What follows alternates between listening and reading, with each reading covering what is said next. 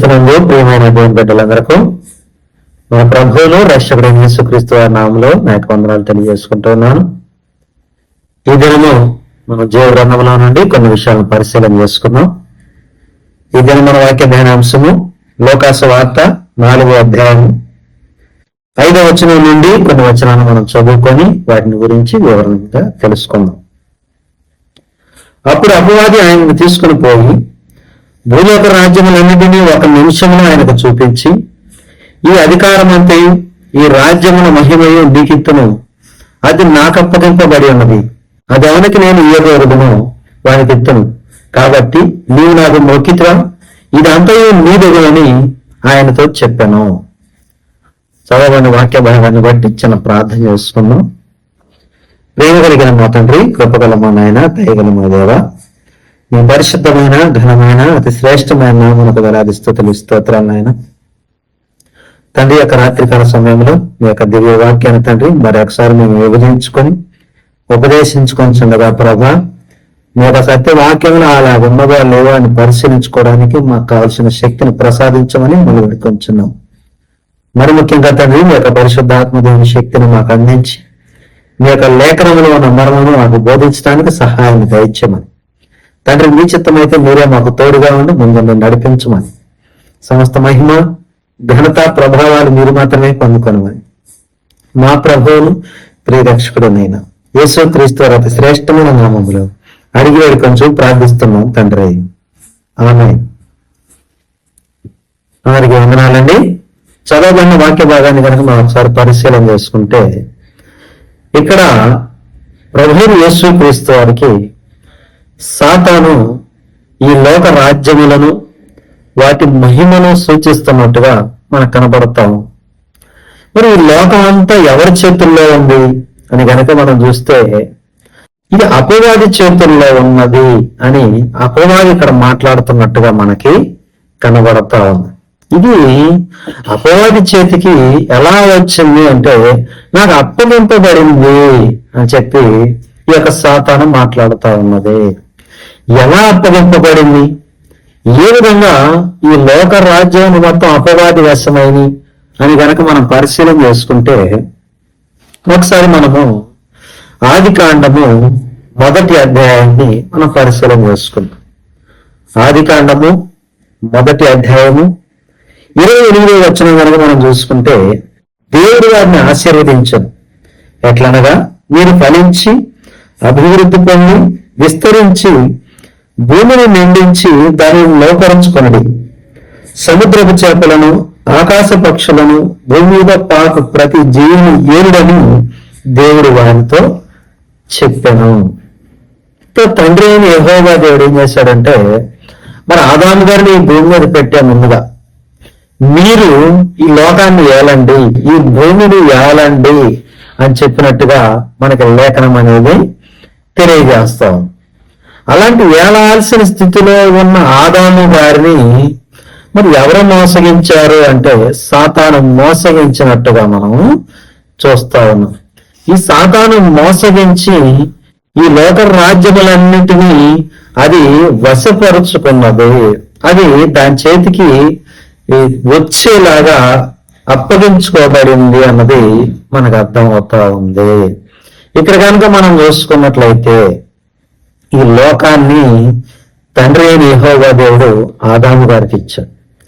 ఆదాము గారు ఏలవలసిన స్థితిలో ఉండగా ఆ యొక్క స్థితినంతటినీ ఆదాము గారు పాపము ద్వారా కోల్పోయినట్టుగా మనకి లేఖనాలనేవి తెలియజేస్తా ఉన్నాయి. అంటే ఎప్పుడైతే ఆదాము గారు హవ్వమ్మ గారు దేవుని యొక్క ఆజ్ఞను మీరి తినవద్దన్న పండును వాళ్ళు తిన్నారో, అప్పుడే ఈ లోక రాజ్యాలన్నీ కూడా సాతాను చేతికి వెళ్ళిపోయినాయి. అక్కడ నుండి కూడా ఈ లోకం అనేది బలాత్కారముగా దాని యొక్క హస్తముల్లోనికి వెళ్ళిపోయినట్టుగా మనము చూస్తా ఉన్నాం. అక్కడ నుండి నరుని యొక్క హత్య జరిగినట్టుగా, హేబేలు గారిని కయ్యను గారు చంపినట్టుగా, ఆ తర్వాత ఈ భూమి మీద విస్తరించడానికి బాబేలు గోపురం కట్టాలని ఒక ఆశ, అంటే శరీరాశ, నేత్రాశ, జీవపు డంబము అనేవి ఈ లోకాల్లో విస్తరించి ఉన్నట్టుగా మనము చూస్తా ఉన్నాము. అందుకే మనకి యోహాను మొదటి సువార్తలో మనం చూసినట్లయితే 2వ అధ్యాయంలో కొన్ని విషయాలు చెప్పబడతా ఉన్నాయి. మొదటి యోహాను సువార్త 2వ అధ్యాయము 14 నుండి మనం చదువుకున్నట్లయితే కొన్ని విషయాలు మనం అర్థం చేసుకోవచ్చు. చిన్నపిల్లలారా, మీరు తండ్రిని ఎరిగి ఉన్నారు కనుక మీకు వ్రాయిస్తున్నాను. తండ్రులారా, మీరు ఆది నుండి ఉన్నవాడిని ఎరిగి ఉన్నారు కనుక మీకు వ్రాయిస్తున్నాను. యవనస్తులారా, మీరు బలవంతులు, దేవుని వాక్యము మీ అందరూ నిలుచుచున్నది, మీరు దుష్టుని జయించుతున్నారు కనుక మీకు వ్రాయిస్తున్నాను. ఈ లోకమునైనను లోకములో ఉన్న వాటినైనను ప్రేమింపబడి ఎవడైనను లోకమును ప్రేమించిన ఎడల తండ్రి ప్రేమ వానిలో ఉండదు. లోకములో ఉన్నదంతా అనగా శరీరాశయు, నేత్రాశయు, జీవడమును తండ్రి వలన పుట్టినవి కావు, అవి లోక సంబంధమైనవే. లోకమును దాని ఆశయు గతించిపోవచ్చున్నవి గాని దేవుని చిత్తమును జరిగించేవాడు నిరంతరము నిలిచము. ఇక్కడ యోహాను గారి ద్వారా మనకు చెప్పబడుతున్న మాట ఏంటంటే, ఈ లోకములోనికి ఏమొచ్చిందంటే శరీరాశ వచ్చేసింది, నేత్రాశ, జీవపు డంబము అనేవి లోకములోనికి ప్రవేశించినవి. ఇవి ఎవరి వల్ల కలిగినవి అంటే ఇవి తండ్రి వల్ల కలిగినవి అయితే కావు అని చెప్పేసి యోహాను గారు ఇక్కడ స్పష్టంగా మాట్లాడుతా ఉన్నట్టుగా చూస్తా ఉన్నాం. అంటే అక్కడ నుండి కూడా ఈ లోకం ఏమైందంటే మరణకరమైన దేహాన్ని సంతరించుకున్నది. తరువాత ఈ లోకంలో ఉన్న ప్రతి ఒక్కళ్ళు కూడా ఈ లోక ఆశలతోటి వారు జీవించినట్లుగా, దేవుని ఆశలు నెరవేర్చిన వారు అయినట్టుగా మనం చూస్తాము. అందుకే నోహు గారి దినాలు చూసినట్లయితే విచ్చలవిడి వ్యభిచారం అనేది ఆ యొక్క సొదొమ గొమొర్రా పట్టణాల్లో మనం చూస్తాము. అలాగనే దేవుడు కూడా ఏం చేశాడంటే నరులను చేసినందుకు సంతాపపడి వాళ్ళందరినీ కూడా ఆయన ఏం చేశాడంటే నీటి ద్వారా శుద్ధీకరించేశాడు. వాళ్ళందరినీ కూడా భూమి మీద నుండి తీసివేసేసినట్టుగా మనం చూస్తాం. ఇక ఈ భూమి మీదకి ఆయన ప్రయాణం చేయడానికి ఆయన ఒక బిడ్డలుగా అబ్రహాం గారిని వారి యొక్క సంతానాన్ని ఎన్నుకున్నట్టుగా మనం చూస్తాం. ఆ విధంగా ఇశ్రాయేలు వారు ఉద్భవించినట్టుగా మనం చూస్తా ఉన్నాం. ఇక నిన్న కనుక మనం చూసినట్లయితే ఈ ప్రజలందరూ కూడా ఏమయ్యారు అంటే నరహత్య చేసే వాళ్ళుగా తయారయ్యారంట. మనం క్రొత్త నిబంధన కనుక చూసినట్లయితే ఈ యొక్క ప్రవక్తలు ఎలాగ పంపారో యేసుక్రీస్తు వారు మాట్లాడుతూ ఉన్నారు. వచ్చిన ప్రవక్తను వచ్చినట్టుగా వాళ్ళని చంపి దేవుని యొక్క రాజ్య విస్తరణకు వాళ్ళు ఏం చేశారంటే ఆటంకం కలిగించినట్టుగా ఈ యొక్క సాతాను వల్ల ప్రేరేపితులై సాతాను యొక్క రాజ్యం అనేది విస్తరించినట్టుగా మనము చూస్తా ఉన్నాము.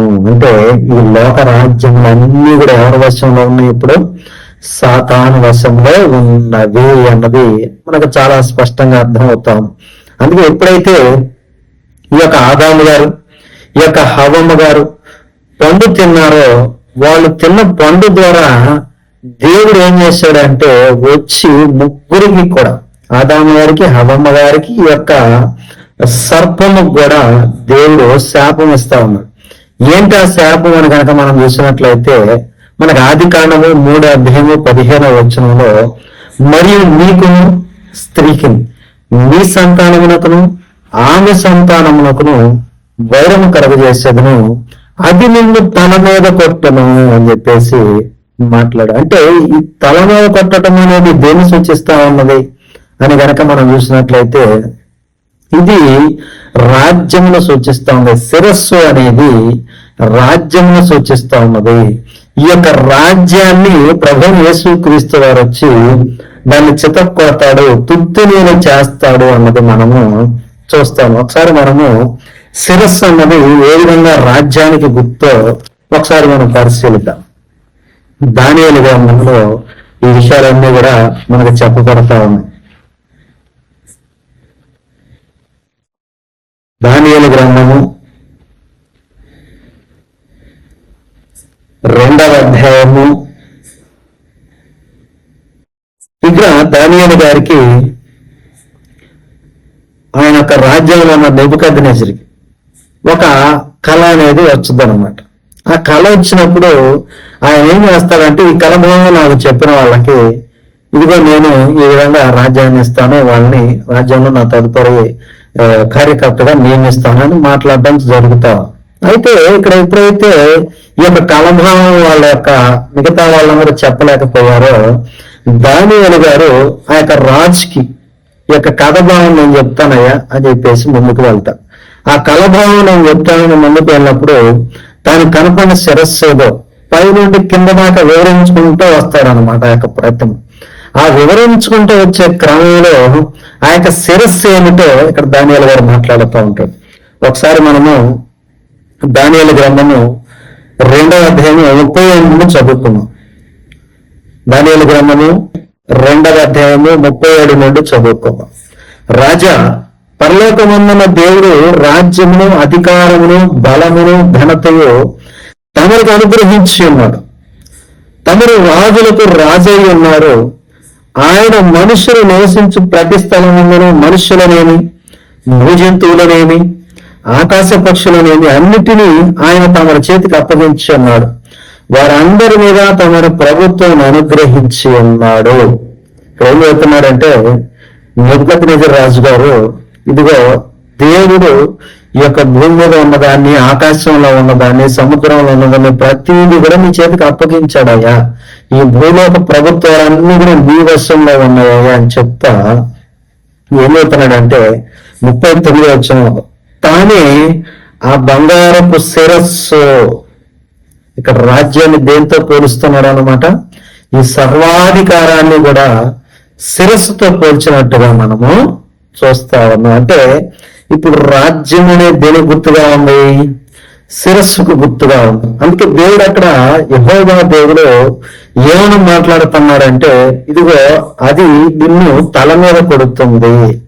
ఈ యొక్క భావాన్ని మనం మిగతా వచనాల్లో కూడా, మిగతా గ్రంథంలో కూడా మనం చూస్తే ఏ విధంగా ప్రభువుని యేసుక్రీస్తు గారు రాజ్యాన్ని స్థాపిస్తాడు.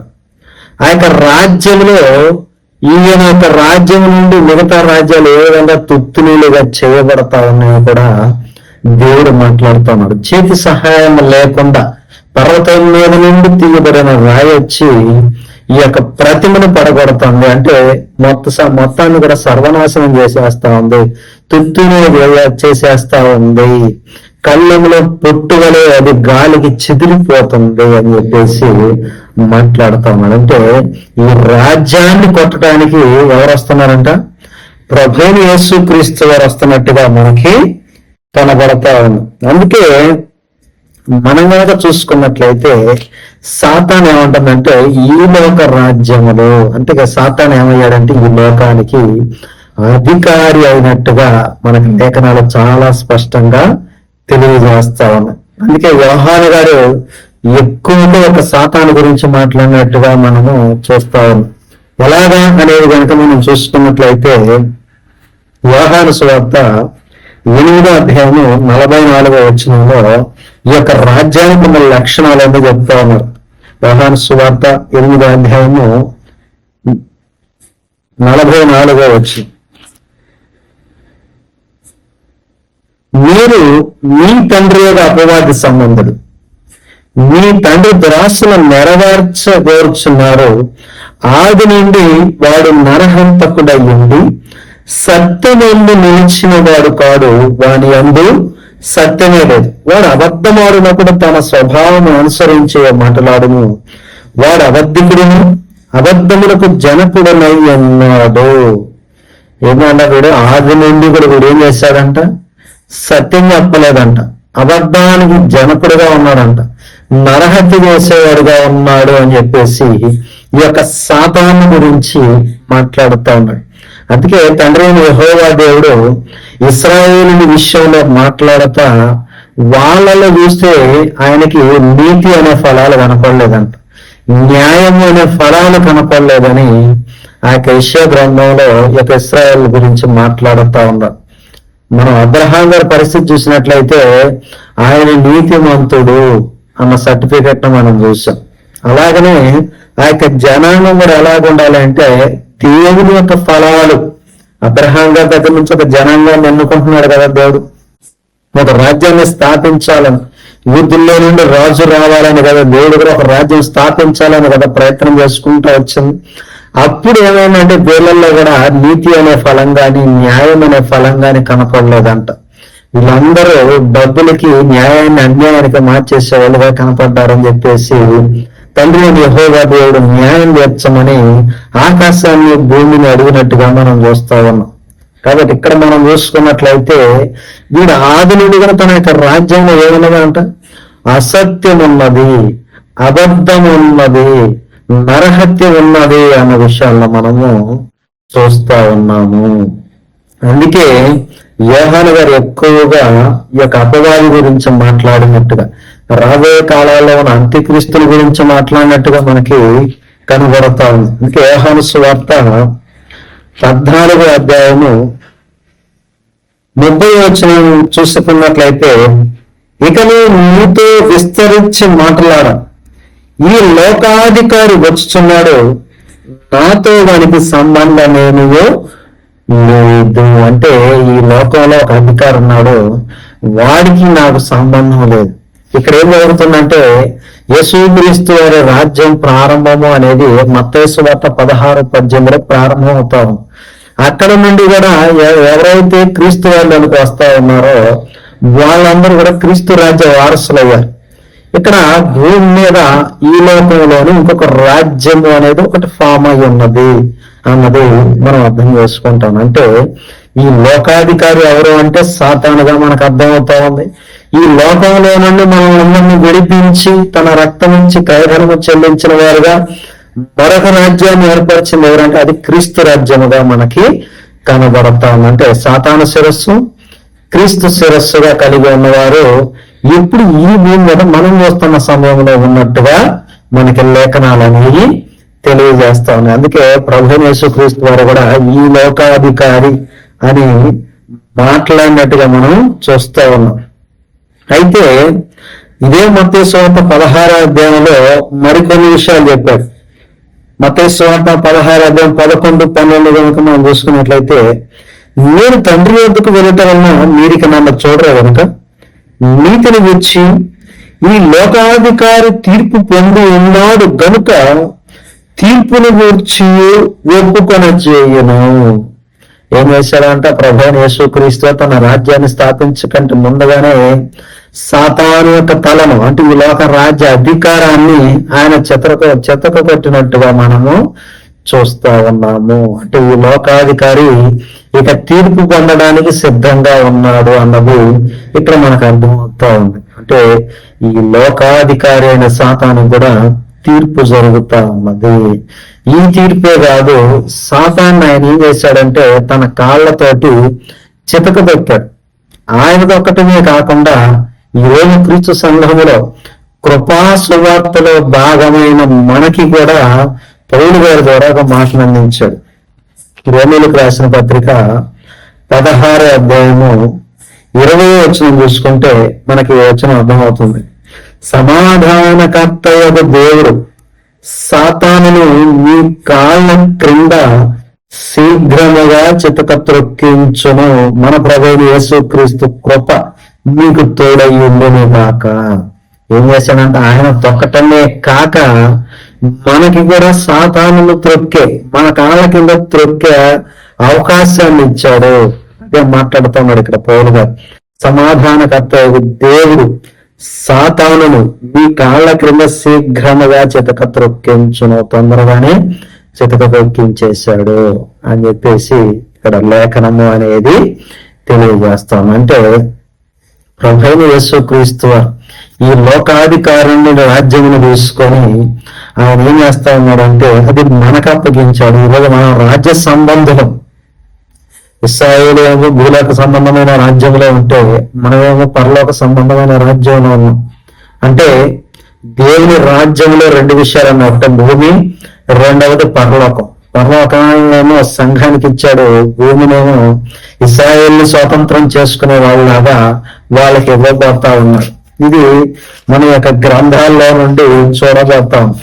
ఇంకా అనేక విషయాలు కనుక మనం పరిశీలించుకున్నట్లయితే ఈ యొక్క సాతాను అనేది మరి ఈరోజు సత్యం అనే మాట వాడుతున్నారు కదా, ఈ సత్యంలో నేను పరిస్థితి ఏమై ఉన్నది అని కనుక మనం చూసుకున్నట్లయితే కొరింథీయులకు రాసిన 2వ పత్రిక 4వ అధ్యాయము 4వ వచనంలో మనకు కనబడతా ఉంది.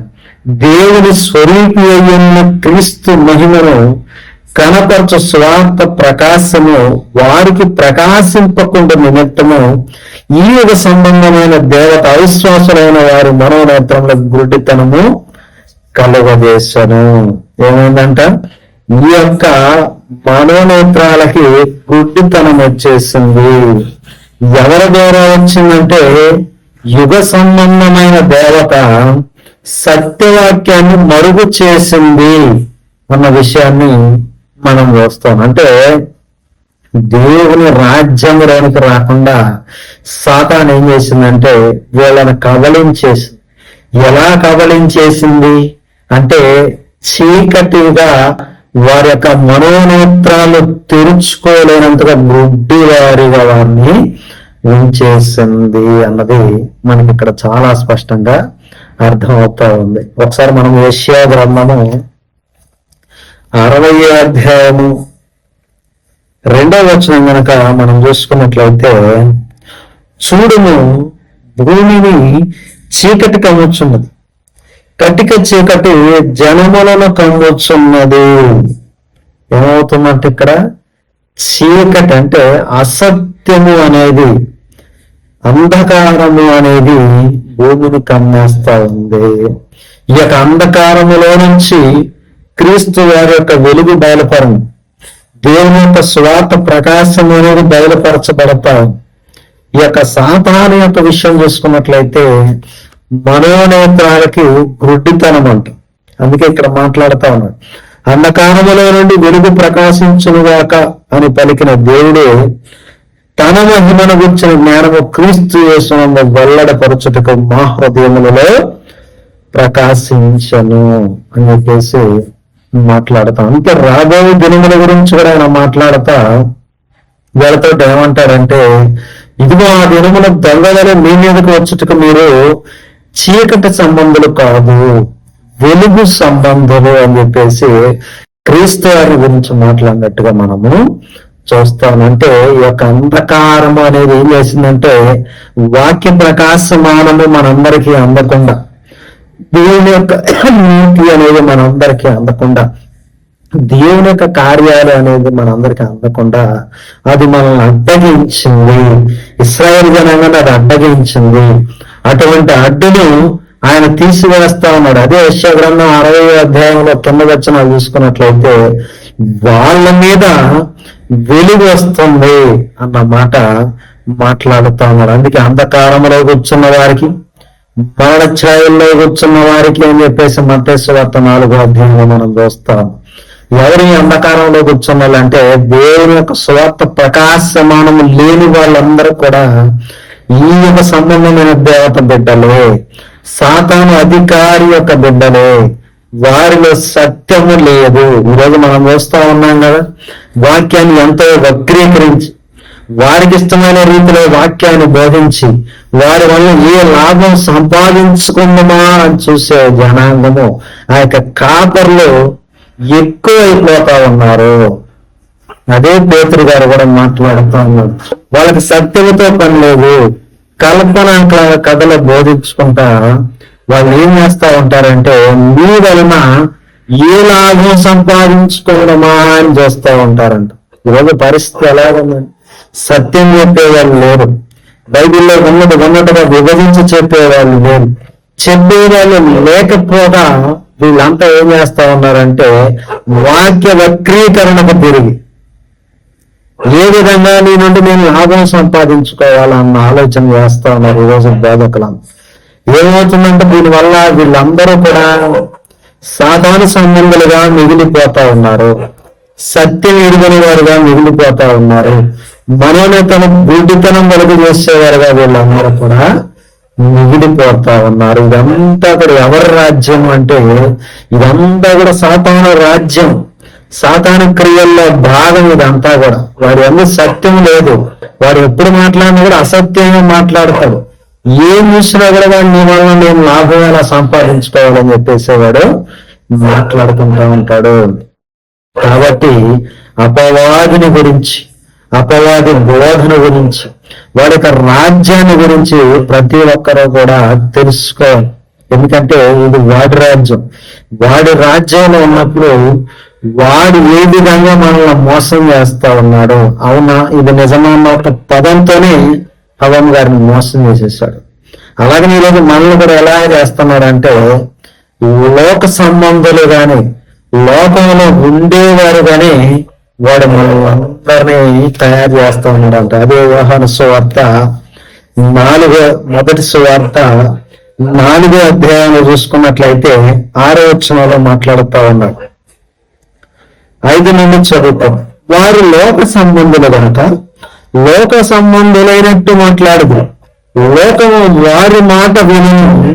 మనము దేవుని సంబంధము, దేవుని ఎరిగిన వాడు మన మాట వినను.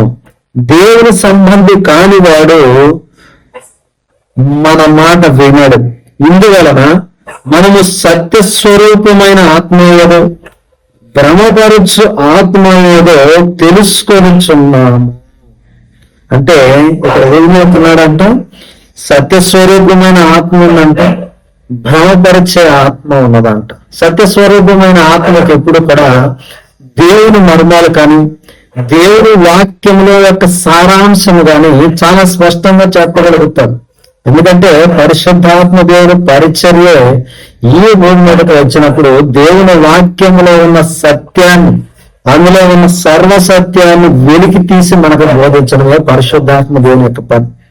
అలాగనే మనం చూసుకున్నట్లయితే భ్రమపరిచే ఆత్మకి లేఖనం అయితే తెలుసు, కానీ లేఖనంలో ఉన్న మర్మము గాని, లేఖనంలో ఉన్న సారాంశము గాని, దాని యొక్క బోధ గాని దానికి అంతు చిక్కదనమాట. అప్పుడు అది ఏం చేస్తుందంటే, అదే లేఖనాన్ని తీసుకొని కల్పనా కథలు చెప్పొద్దు, లోకానికి ఆపాదించి, మీకు ఆశీర్వాదం కావాలంటే, ఈ యొక్క అభివృద్ధి కావాలంటే, ఈ యొక్క లోకంలోనూ ఉండాలంటే అంటే వాళ్ళు ఏం చేస్తూ ఉంటుందంటే ఈ లోకానికే వాళ్ళని పరిమితం చేస్తా ఉంది. దేవుని వాక్యం ఎప్పుడూ కూడా ఈ భూమి మీద మనల్ని ఈ భూ సంబంధులుగా జీవించేటట్టుగా చేయటానికి దేవుని వాక్యం రాలేదండి. ఈ భూ సంబంధమైన మనల్ని పర సంబంధమైన వ్యక్తులుగా, దేవుని యొక్క రాజ్య వారసులుగా చేయటానికి మాత్రమే దేవుని వాక్యము మన యొద్దకు వచ్చింది అన్నది మనకి చాలా స్పష్టంగా అర్థమవుతా ఉంది. కాబట్టి ఈ లోక సంబంధి అయిన వాడు సాతాను విషయంలో నుండి వాడు తప్పించబడాలి అంటే ఈ లోకాధికారి యొక్క అధికారము నుండి వాడు క్రీస్తు అధికారంలోనికి రావాలి, క్రీస్తు రాజ్యంలోనికి రావాలి. దేవుడు ఏదైతే క్రీస్తులో తన ప్రణాళికను ఏర్పరిచిన సంఘం ఏదైతే ఉన్నదో ఆ సంఘంలోనికి వాడు రావాలి అని చెప్పేసి బైబిల్ చాలా స్పష్టంగా తెలియజేస్తా ఉంది. కాబట్టి ఈ రోజున సాతానుని శిరస్సుగా కలిగి ఉంటే ఆ యొక్క సాతాను లక్షణాలను బహిర్గతం చేస్తావు, కానీ దేవుని లక్షణాలు ఎన్నడూ కూడా నువ్వు బహిర్గతం చేయలేవు అన్నది చాలా స్పష్టంగా మనం తెలుసుకోవాలి. వాడు ఈ లోకాధికారి, మనం భ్రమకు గురి చేస్తా ఉన్నాడు. సత్యాన్ని మనం అంగీకరించకుండా ఈ లోకం వైపుగా మనల్ని మాయ చేస్తా ఉన్నాడు. అందుకే జీవన దేవుని సంఘములో పరిశుద్ధాత్మ దేవుడు సమాధానానికి కర్త కానీ అల్లరికి కర్త కాదు. కానీ ఈ దినాన మనం వర్షిప్స్ అనేవి చూస్తా ఉంటే ఎంతో అల్లరితో కూడిన వర్షిప్స్ అనేవి మనం చూస్తాము. ఏ విధంగా అంటే ఇది సాతాను తాను ఏదైతే కోరుకున్నదో, ఆకాశ మండలానికి హెచ్చింపబడతానని చెప్పేసి కోరుకున్నదో అటువంటి వర్షిప్స్, ఇన్స్ట్రుమెంటల్ వర్షిప్స్ అన్ని కూడా మరి క్రైస్తవ సంఘాలలో బయలుదేరి దేవుని యొక్క నామాన్ని అవమానపరచడానికి, గలుగులు చేయడానికి చాలా ముందు అడుగు వేస్తున్నట్టుగా మనము చూస్తా ఉన్నాం. కాబట్టి ఈ వ్యత్యాసాలన్నీ మనం గమనించాలి. మనం ఏ రాజ్యంలో ఉన్నాం? అల్లరికి సంబంధించిన రాజ్యంలో ఉన్నామా, లేదంటే క్రీస్తు రాజ్యంలో ఉన్నామా అన్నది కూడా మనం పరిశీలన చేసుకోవాలి. కాబట్టి ఈ మాటలను మీ యొక్క హృదయాన్ని భద్రపరుచుకుంటామని ఆశిస్తూ, ఈ యొక్క లేఖనాలను జాగ్రత్తగా పరిశీలిస్తారని ఆశిస్తూ నేను నా మాటలు ముగిస్తూ ఉన్నాను. అందరికీ నా వందనాలు.